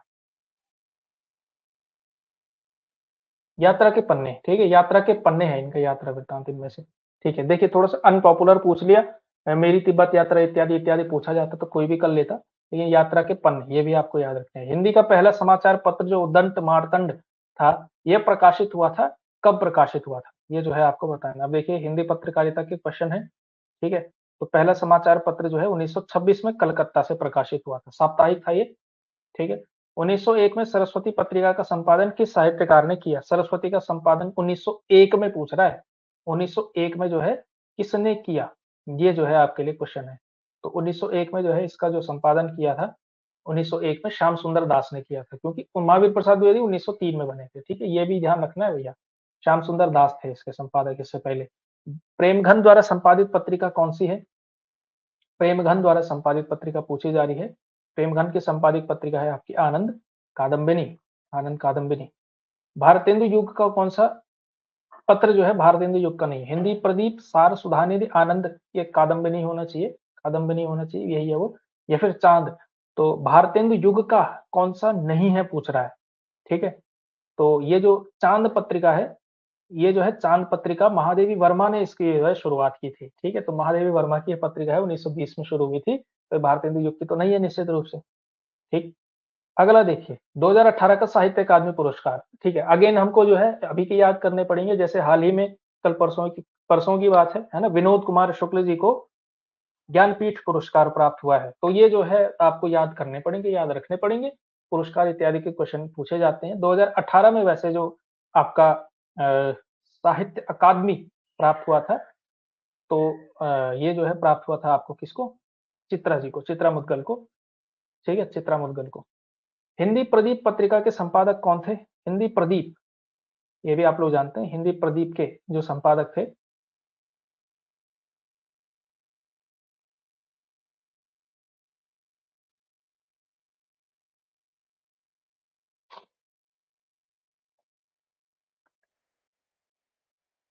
बालकृष्ण भट्ट। ऐतिहासिक भौतिकवाद किस दार्शनिक वाद का सिद्धांत है? अब देखिए, ये थोड़ा सा जो है पाश्चात्य काव्य शास्त्र के हैं, यानी काव्य शास्त्र के हैं कुल मिलाकर के सारे क्वेश्चंस। तो हमको थोड़ा यही है, काव्य शास्त्र ही एक बड़ा चीज है, जो कि एक बड़ा आपके लिए विषय है, जिसकी तैयारी आपको करनी है। पिछली बार यहाँ से क्वेश्चन कैसे पूछे गए थे? देखिए, तथ्यात्मक ही क्वेश्चन ज्यादा थे। ऐतिहासिक भौतिकवाद मार्क्सवाद से संबंधित है। ऐतिहासिक भौतिकवाद और द्वंद्वात्मक भौतिकवाद, ये दो सिद्धांत हैं जिस पर मार्क्स ने अपना पूरा का पूरा दर्शन खड़ा किया है। ये दो सिद्धांत उसने दिए हैं। रिचर्ड्स के महत्वपूर्ण सिद्धांतों में से एक कौन सा? विरेचन, संप्रेषण, अनुकरण या फिर निर्वैयक्तिकता? तो रिचर्ड्स का जैसे इसमें से सिद्धांत कौन सा है? रिचर्ड्स, आई ए रिचर्ड्स, इसका जो सिद्धांत है, कौन सा सिद्धांत जो है इसने दिया हुआ है, ये जो है पूछ रहा है। तो इसका जो सिद्धांत है वो संप्रेषण सिद्धांत है। कौन सा सिद्धांत है? संप्रेषण सिद्धांत। ठीक है, तो आसान से क्वेश्चन पूछे गए थे। रस सिद्धांत के प्रवर्तक आचार्य कौन है? देखिए आसान क्वेश्चन है, ये भी कोई बहुत बड़ी बात नहीं है। ठीक है, रस सिद्धांत के प्रवर्तक आचार्य कौन है? तो आचार्य भरत मुनि है, आचार्य भरत मुनि। नहीं रसादृते कश्चिदर्थ प्रवर्तते, ये किसका कथन है? अब देखिए यहाँ पे बहुत सारी जो है आपको सूक्तियां जरूर याद करनी पड़ेगी। संस्कृत में किसने क्या कहा, क्या काव्य शास्त्र की समझ आपको बहुत अच्छी करनी पड़ेगी। ठीक है, केवल रट्टा मारने से यहाँ पे काम नहीं चलने वाला है। कुछ क्वेश्चन जो है बड़े उस तरीके के आते हैं जो आपको तैयार करने पड़ेंगे। ठीक है, वैसे ये जो कथन है नहीं रसादृते कश्चिदर्थ प्रवर्तते, ये जो है भरत मुनि का है। ठीक है, ठीक है। हाँ, चित्र तुरंग न्याय का संबंध किस सिद्धांत से है? देखिए कितना गहरा क्वेश्चन यहाँ पे पूछा गया। चित्र तुरंग न्याय का जो संबंध है वो जो है किससे है? ठीक है, तो चित्र तुरंग न्याय ये जो चीज है, ये इसका ये जो सिद्धांत है, इसका संबंध अनुमितिवाद से है। ठीक है, श्री शंकुक का जो अनुमितिवाद है उससे है। रस सूत्र है विभावानुभाव व्यभिचारी संयोग आदर्श निष्पत्ति, इसके जो प्रतिपादक आचार्य हैं ये भी कौन है? भरत मुनि ही है। रीति संप्रदाय के प्रवर्तक आचार्य कौन है? रीति संप्रदाय के प्रवर्तक आचार्य, रीति संप्रदाय के प्रवर्तक आचार्य कौन है? ये भी आपको पता होना चाहिए। रीति संप्रदाय के प्रवर्तक जो है आपके वामन है। आचार्य कौन है? वामन। बामन हो गया, वामन होना चाहिए वैसे। ठीक है, लॉन्जाइनस के अनुसार इनमें से काव्य महान काव्य का उत्पत्ति कारक क्या है? क्षुद्रता, आत्मिक मव्यता, अल्पज्ञता या फिर कटुता? ठीक है, तो एक मिनट, ये लिखा हुआ क्या है?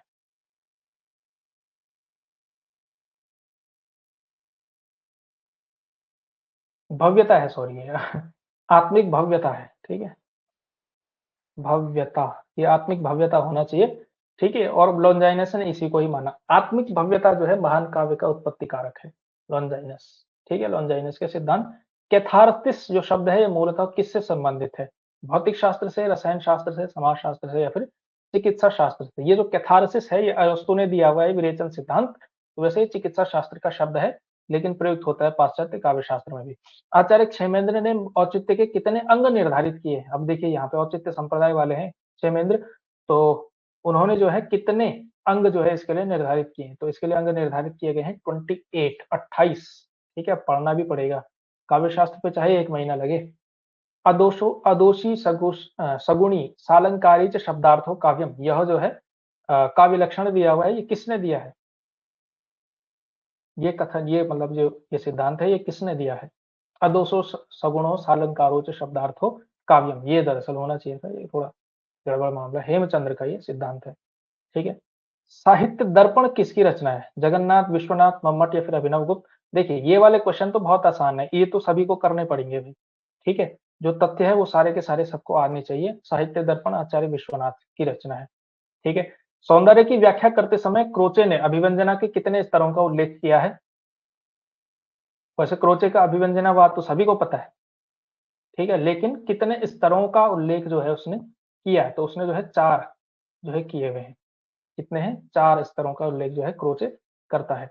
काव्य मानव के आंतरिक कार्य व्यापारों की अनुकृति है, यह कथन किसका है? काव्य मानव के आंतरिक कार्य व्यापारों की अनुकृति पूछ रहा है। अनुकृति है, आंतरिक कार्य व्यापारों की अनुकृति है। ठीक है, ये जो कथन है ये दरअसल अरस्तु का है। ठीक है, अरस्तु का अनुकरण सिद्धांत है ये वाला, आंतरिक कार्य व्यापारों की अनुकृति। ठीक, अरस्तु का कथन है। प्लेटो का भी है एक अनुकरण सिद्धांत, लेकिन प्लेटो का अलग है। ठीक है, तो वो जो है आपको करना है। इनमें से किसका मत जो है भुक्तिवाद कहलाता है? अगेन ये जो है आसान सा क्वेश्चन है, इसमें भी कोई दिक्कत होनी नहीं चाहिए। भुक्तिवाद जो है किसका कथन कहलाता है? भट्टनायक का कथन, सॉरी भट्टनायक का सिद्धांत कहलाता है। मत जो है भुक्तिवाद का मत जो है भट्टनायक ने दिया है। गुण का संबंध किस सिद्धांत से है? ध्वनि से, रीति से, रस से, अलंकार से? गुण, गुण का संबंध जो है किससे है?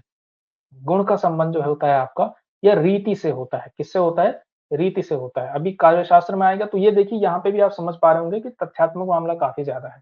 ठीक है, ठीक है। उषा सुनहले तीर बरसती, जय लक्ष्मी सी उदित हुई, उधर पराजित काल रात्रि हुई, जल में अंतर्निहित हुई। उपरोक्त पंक्तियों में कौन सी शब्द शक्ति है? अभिधा, लक्षणा, व्यंजना या इनमें से सभी? देखिए सभी तो नहीं हो सकते, तीनों में से एक ही चीज हो सकती है। तो इसमें से कौन सा है कि उषा सुनहले तीर बरसती, जय लक्ष्मी सी उदित हुई, उधर पराजित काल रात्रि हुई, जल में अंतर निहित हुई? ये जो शब्द शक्तियां हैं, ये जो शब्द शक्ति है ये जो है लक्षणा है। ठीक है, लक्षणा इसमें प्रयुक्त है, ठीक है। उषा सुनहले तीर बरस, ठीक है, मतलब सुनहरे नदी पर जो है उषा बरस रही है और लक्ष्मी की तरह उदित हुई है। तो ये जो है शब्द शक्ति क्या है, लक्षणा है, ठीक है, जिसमें क्या है आपको जो है उपमेय उपमान के सब अंतर संबंधों के द्वारा शब्द शक्ति समझी जा सकती है, वो हम समझेंगे भी, उसमें कोई दिक्कत नहीं है। हिंदी साहित्य के रसवादी आचार्य कौन है? रसवादी आचार्य, हिंदी साहित्य के रसवादी आचार्य कौन है? तो रसवादी, रसवादी, अच्छा नगेंद्र है तो सही ऑप्शन में, हाँ नगेंद्र भाई, नगेंद्र, नगेंद्र जो है रसवादी आचार्य माने जाते हैं, ठीक है। रसवादी आलोचक, रसवादी आचार्य नगेंद्र माने जाते हैं। वैसे रामचंद्र शुक्ल जी को भी माना जाता है रसवादी, ठीक है, लेकिन प्रमुख रूप से नगेंद्र, क्योंकि रस विवेचन काफी ज्यादा इन्होंने किया है। आप समझते हैं 20वीं सदी के आलोचक हैं, लेकिन रस रस विवेचन इन्होंने काफी किया है नगेंद्र ने, ठीक है। काव्य दोष का लक्षण बताने वाले आचार्य विश्वनाथ की उक्ति इनमें से कौन सी है? काव्य दोष के लक्षण बताने वाले आचार्य विश्वनाथ की उक्ति कौन सी है, जिन्होंने काव्य दोष के बारे में कौन सी जो है इन्होंने विश्वनाथ ने बात कही है, ठीक है। तो ये जो है इसमें से ये वाली जो है ना, रसापकर्ष का दोष, ये वाली जो पंक्ति है विश्वनाथ की पंक्ति है, उक्ति है, ठीक है।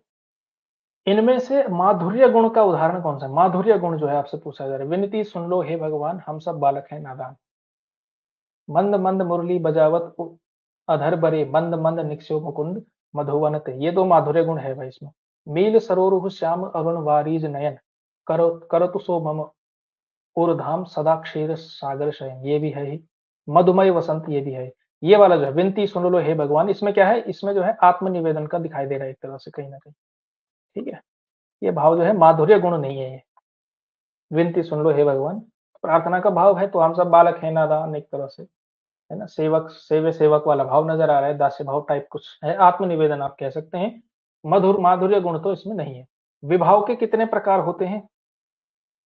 आलम्बन विभाव, ये सब होते हैं इसमें, है ना, उद्दीपन विभाव। तो विभाव के वैसे प्रकार कितने होते हैं? 2 प्रकार होते हैं, आलम्बन विभाव और उद्दीपन विभाव, ठीक है, 2 भाव। वाक्यम रसात्मकम काव्यम, यह जो है किस आचार्य का कथन है? काव्य की बहुत आसान परिभाषा इन्होंने दी है काव्य का लक्षण बताते हुए। कौन कहता है वाक्यम रसात्मकम काव्यम? आचार्य विश्वनाथ कहते हैं। कौन कहते हैं? आचार्य विश्वनाथ कहते हैं। शब्द शक्ति के कितने भेद होते हैं? तो शब्द शक्ति के 3 भेद होते हैं, अभिधा लक्षणा व्यंजना। निम्नलिखित में से किस रस का स्थायी भाव रति है? रति किसका है? श्रृंगार रस का स्थायी भाव है। निम्नलिखित पंक्तियों में से कौन सा रस है? श्री कृष्ण के सुन वचन अर्जुन क्रोध से जलने लगे, सब शोक अपना भूलकर करतल युगल मलने लगे, इसमें कौन सा रस है? तो ये देखिए क्रोध से जलने वाला, और ये जो है, ये जो है रौद्र रस है एक तरह से, है ना, रौद्र रस। ये भी आसान है, कुछ दिक्कत नहीं होनी चाहिए। निम्नलिखित में से भयानक रस के संचारी भाव, देखिए रस क्या है? भयानक रस, तो संचारी भाव यानी इससे मिलते जुलते जो भाव होंगे। धृति मति हर्ष, हर्ष नहीं हो सकता है भयानक रस के समय। त्रास आवेग दैन्य शंका अपस्मार, वितर्क आवेग जड़ता मोह हर्ष, हर्ष भी नहीं हो सकता है। गर्व, गर्व नहीं हो सकता है, ये वाला होगा त्रास आवेग दैन्य शंका और अपस्मार, ये जो है भयानक रस के क्या है? संचारी भाव है। तो ये भी हम पढ़ेंगे, ठीक है, विरोधी भाव, संचारी भाव और ये सारी चीजें। रौद्र रस का स्थायी भाव क्या है? क्रोध है। विभत्स रस का स्थायी भाव क्या है? जुगुप्सा है। रति हास शोक भय आदि ये जो है किस भाव के अंतर्गत आते हैं? ये सारे के सारे रति हास शोक क्रोध भय, ये सारे के सारे स्थायी भाव हैं। प्रत्येक चरण में 28 मात्रा, 16 और 12 की यति है, अंत में लघु गुरु 15। ये जो है किस छंद में होता है? ये जो है किस छंद का जो है 28 मात्राओं वाला वैसे जो है आपका हरिगीतिका है, ठीक है। तो रस छंद अलंकार भी आपको आने चाहिए भाई, सारे के सारे पढ़ने हैं। रस छंद अलंकारों का ज्ञान भी आपको होना चाहिए। वैसे एलटी के उसमें भी पढ़ा होगा आपने, लेकिन एलटी जो है पुरानी बात है, ठीक है, बहुत पुरानी भी नहीं है, लेकिन तब भी करना तो है ही दोबारा, ठीक है। तो ये जो है आपका ये जो है हरिगीतिका छंद के बताया गया, ये हरिगीतिका है। 28 से 16 12 की युक्ति हो, ये जो है आपका, ये वैसे 15 नहीं होगा, ऐसा है 1 2 लघु गुरु। दोहा किस प्रकार का छंद है? दोहा जो है आपका किस प्रकार का छंद है? 13 11 13 11, ठीक है। तो दोहा जो है आपका किस प्रकार का छंद है? ये जो है आपका मात्रिक छंद तो है ही, और ये क्या है? अर्ध सम मात्रिक छंद है, ठीक है। कहाँ चला गया? मात्रिक अर्ध सम, ठीक है। अगला क्वेश्चन, बीती विभावरी जागरी अंबर पनघट में डुबो रही ताराघट उषा नगरी, इन कवियों में, सॉरी इनमें जो है कौन सा अलंकार है?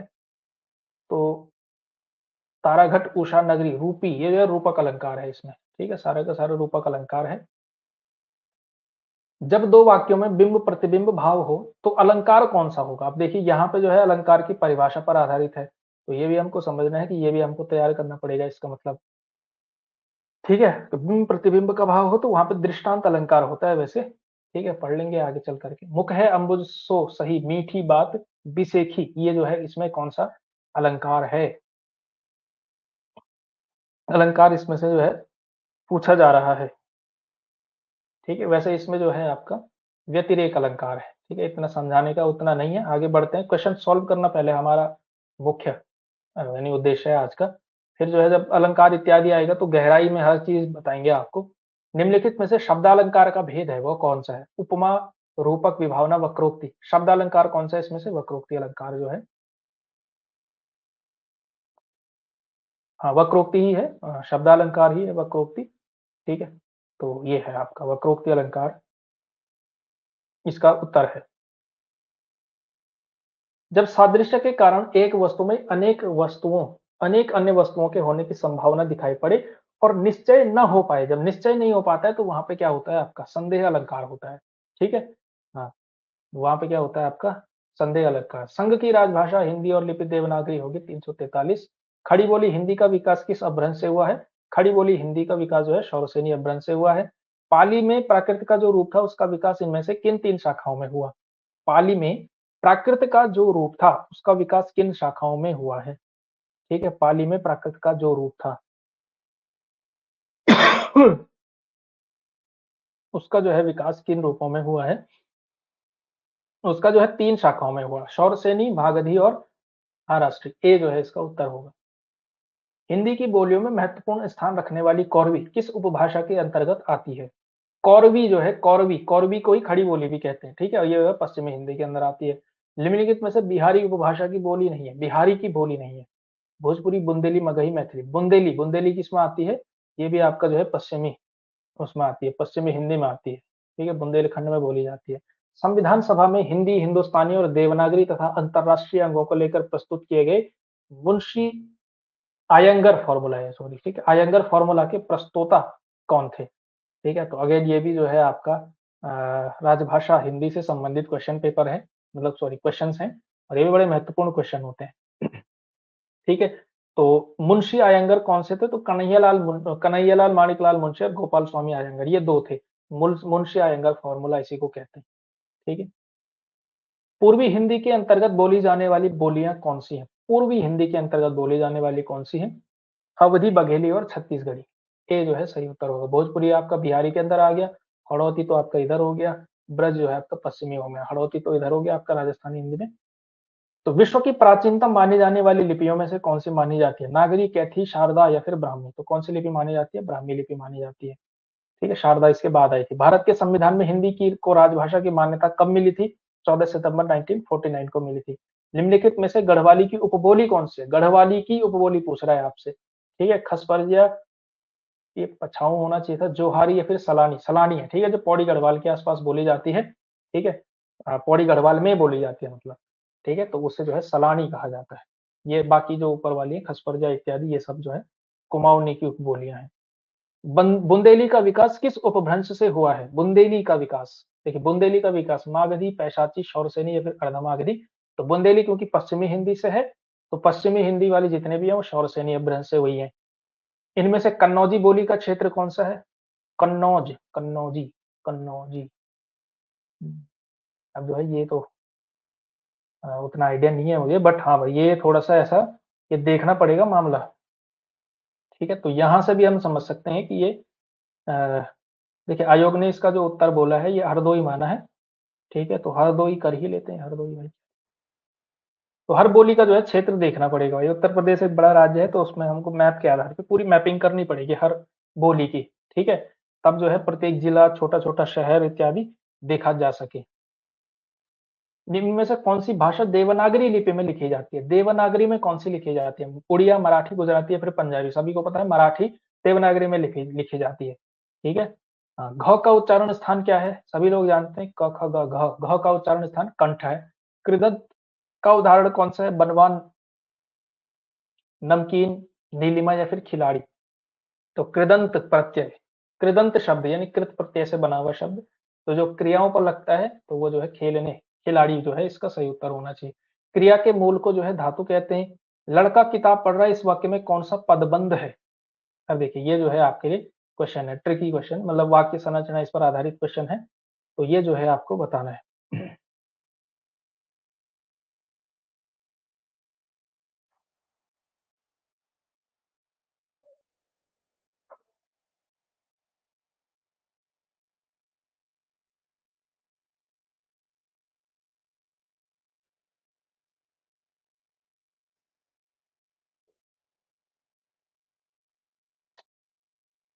ये हो गया। देखिए लड़का क्या है आपका? कर्ता हो गया। किताब क्या है आपका? कर्म हो गया। अब पढ़ रहा है क्या हो गया? क्रिया हो गया। तो ये जो है स्ट्रक्चर हो गया, इसमें कर्ता, कर्म और क्रिया। तो डी जो है उत्तर होना चाहिए इसमें। हिंदी में लिंग कितने होते हैं? हिंदी में दो लिंग होते हैं, सॉरी ये दो हो गया, दो लिंग होते हैं। ठीक है, स्त्रीलिंग और पुल्लिंग। ठीक है, नपुंसक लिंग जो है आप नहीं होता है इसमें। अन्वेषण, अनुप्लस एषण, अनुप्लस एषण, बी जो है उत्तर होना चाहिए। मतैक्य में कौन सी संधि है? मत प्लस ऐक्य, मतैक्य, इसमें कौन सी संधि है? ये जो है आपको पता होना चाहिए। ठीक है, मतैक्य में कौन सी संधि है? तो मतैक्य में आपकी वृद्धि संधि है। ठीक है, अ प्लस ऐसे आई बन जाता है, तो मतैक्य में जो है आपकी वृद्धि संधि है। अयादि संधि का उदाहरण नहीं है कह रहे हैं। अयादि संधि, वाक प्लस ईस वाग, ये वागीश, ये इसमें अयादि संधि नहीं है, क्योंकि इसमें क्या है, वाक प्लस ईस से बनता है, ये व्यंजन संधि है, तो अयादि संधि इसमें से नहीं है। अनुगमन में समास है। देखिए जिसमें भी आपका ये लग जाएगा ना, उपसर्ग लग जाएगा, वो सारे के सारे अव्ययी भाव के अंदर आते हैं। चौमासा शब्द में समास है, चौ लगे चार से संबंधित है, तो द्विगु समास होना चाहिए इसमें, द्विगु समास। ठीक है, फुर्तीला शब्द में प्रत्यय कौन सा है? तो फुर्तीला शब्द, फुर्तीला, फुर्तीला, ईला जो है इसमें प्रत्यय हो जाएगा। स्रोत या उत्पत्ति के आधार पर, स्रोत के आधार पर जो है शब्दों के भेद कौन कौन से होते हैं? स्रोत के आधार पर ये वाले होते हैं, तत्सम, तद्भव, देशज, विदेशी। साखी शब्द का अर्थ क्या है? साक्षी है। निम्नलिखित में से वर्तनी की दृष्टि से शुद्ध कौन सा है? ये वाला है, कवयित्री होता है। निम्न में से शुद्ध वाक्य कौन सा है? वह अनेकों बार बोला, अनेकों नहीं होता, अनेक बार होता है। मैं माँ को एक कार्ड लिखा, मैंने माँ को, शरीर का कर्ज अंग होते हैं। भारत की राजभाषा हिंदी है। डी होना चाहिए केवल और केवल, है ना। निम्नलिखित में से शुद्ध वर्तनी का शब्द है, विदाती, वैदेही जो है सही है। ठीक है, निम्नलिखित में से कौन सा शब्द यानी वाक्य शुद्ध है? आज का अवकाश देने की अनुग्रह करें, ये तो गलत लग रहा है। आज का अवकाश कृपया देने, ये भी नहीं है। आज का अवकाश देने की कृपा करें, कृपया आज की अवकाश, ये भी गलत है, ये वाला सही है। ठीक है, खाने की इच्छा, इस वाक्यांश के लिए शब्द कौन सा है? खाने की इच्छा, ये जो है होना चाहिए। खाने की इच्छा जो है बुभुक्षा कहलाती है, जिसको भूख भी कहते हैं, खाने की इच्छा। जिसकी चिंता नहीं हो सकती, अचिंत्य। ठीक है, महल का भीतरी भाग, अंतःपुर। जहां तक सध सके, यथासाध्य। तन पर नहीं लगता कान, पान खाए अलबत्ता, इस लोकोक्ति का सही अर्थ क्या हो जाएगा? मतलब शौकीन व्यक्ति भी हो सकता है, लेकिन ऐसा शौकीन व्यक्ति जिसके पास शौक दिखाने के लिए है नहीं, उसको कायदे से दिखाना नहीं चाहिए, मतलब झूठा दिखावा करने वाला है ना, ये जो है ज्यादा सही होगा। स्वार्थी व्यक्ति की मित्रता अल्पकालिक होती है। ठीक है, लोकोक्ति इसमें से कौन सी है? एक ही लाठी से सबको हाँकना, एक तो करेला, ओछे की प्रीत बालू की भीत, ये जो है सी जो है ठीक है। घर का जोगी जोगड़ा, आन गांव का सिद्ध, तो ये तो अलग चीज है कि मतलब अपने ही घर में जो है सिद्ध पुरुष की वहां पे इज्जत नहीं होती। वैसे इससे याद आया, ये घर का जोगी जोगड़ा, ये एक महत्वपूर्ण जीवनी है। ये जीवनी जो है, ये नामवर सिंह की जीवनी है। ठीक है, और ये नामवर सिंह की जीवनी लिखी है उन्हीं के भाई, छोटे भाई काशीनाथ सिंह ने। ठीक है, तो ये एक महत्वपूर्ण चीज है, और नामवर सिंह जी के बारे में बहुत कुछ पता चलता है यहाँ से, घर का जोगी जोगड़ा से। ठीक है, तो खैर, अधोलिखित में, सॉरी, अधोलिखित में से सूक्ति परक वाक्य या सूक्ति नहीं है। अग्नि स्वर्ण को परखती है और संकट वीर पुरुषों को। अज्ञान से बढ़कर कोई अंधकार नहीं है। अंधे की लकड़ी, अंधे की लकड़ी क्या? सांस बराबर तप नहीं, झूठ बराबर पाप। ये जो है सूखती परत कौन सा नहीं है, तो अंधे की लकड़ी, ये दरअसल एक मुहावरा है, ठीक है ना, अंधे की लकड़ी। निम्नलिखित में से मुहावरा कौन सा है? सावन हरे ना भादों सूखे, ये लोकोक्ति है। नाड़े का टट्टू एक पंथ दो का चिराग तले अंधेरा, तो ये है बी, नाड़े का टट्टू, ये एक तरह से क्या है, मुहावरा है, बाकी सारी लोकोक्तियां हैं। इनमें से किस मुहावरे का अर्थ गलत है? मुंह छिपाना, कान भरना, पीठ पीछे शिकायत करना, ये तो ठीक है। दांत काटी रोटी, गहरी दोस्ती, सिर उठाना, विरोध में खड़ा होना। मुंह छिपाना गायब होना नहीं, मुंह छिपाना मतलब मुंह छिपाना मतलब छिपना, मतलब मुंह छिपाना मतलब शर्म के मारे या इस तरह से। फूंक फूंक कर पैर रखना, इस मुहावरे का सही अर्थ क्या है? सोच विचार कर काम करना, ठीक है, ये जो है ज्यादा सही होगा। लोकोक्ति के संबंध में कौन सा कथन असत्य है कह रहे हैं? लोकोक्ति को कहावत भी कहते हैं, सही बात है। लोकोक्ति पूर्ण वाक्य नहीं होती, ये कथन असत्य है। लोकोक्ति पूर्ण वाक्य होती है, ठीक है। हाथ कंगन को आरसी क्या, इस लोकोक्ति का अर्थ क्या है? हाथ कंगन को आरसी क्या, अहंकार की बातें करना, शक्तिमान की विजय, प्रत्यक्ष के लिए प्रमाण क्या, और सिद्धांतहीन मनुष्य। हाथ कंगन को आरसी क्या, प्रत्यक्ष के लिए प्रमाण क्या है, ठीक है, ये जो है इसका सही अर्थ हो जाएगा। एक तरफ ये देखिए, अब जो है आपके लिए एक मैच वाला क्वेश्चन है ये, तो काव्य पंक्तियों के साथ आपको जो है मिलाना है इसके साथ, ठीक है। भूषण बिनु न बिरे जाई केशव दास का है, ये आप कर सकते हैं। ग का ब के साथ जिसके साथ भी बन रहा है, ग का ब दो जगह मिल रहा है, और करेंगे। केशव कहीं न जाई का कहिए, ये जो पंक्तियां हैं सूरदास की हैं, तो घ अ के साथ, घ का अ के साथ में 1 मिनट रुक जाए। माधव हम परिणाम निराशा, कौन विभीषण रंक निशाचर, हंसी हंसी छत्र धरे। हम्म, तो ख का द, यहाँ बन रहा है। क का स हो सकता है, ख का द, ग का केशवदास, केशव कहीं न जाए का कहिए, केशवदास की रचना ये, नहीं नहीं, ग का तो ब ही होना चाहिए, ये दो जगहों पे आ रहा है, या तो डी होगा या तो बी होगा, तो इसमें से क्या होगा?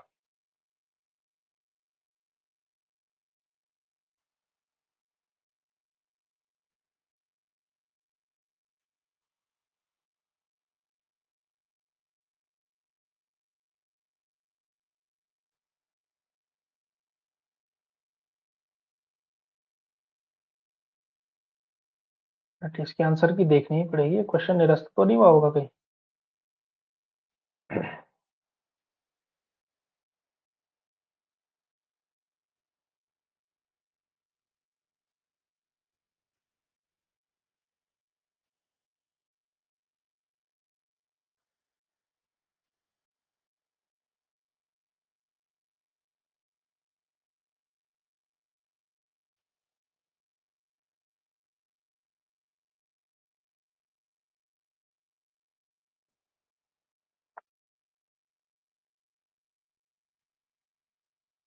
इसका उत्तर डी दिया गया है, विद्यापति। माधव हम परिणाम निराशा, ख का अ हो जाएगा। तुलसीदास कह रहे हैं केशव कहीं न जाए का कहिए, हाँ है, वैसे उन्होंने कृष्ण गीतावली में तो लिखी है।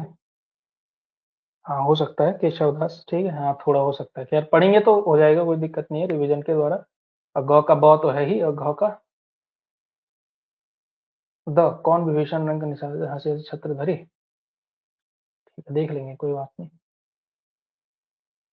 हाँ, मधुकोश काव्य संग्रह के रचनाकार कौन है?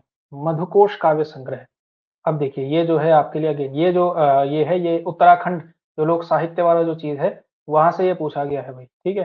तो मधुकोश के जो है, ये जो रचनाकार हैं, ये है रत्नांबर दत्त चंदोला, इसके रचनाकार हैं। गढ़वाली लोक साहित्य का विवेचनात्मक अध्ययन, ये जो ग्रंथ लिखा हुआ है, ये किसने लिखा हुआ है? गढ़वाली लोक साहित्य का विवेचनात्मक अध्ययन, ठीक है। तो ये जो है मोहनलाल बाबुलकर जी का है, मोहनलाल बाबुलकर।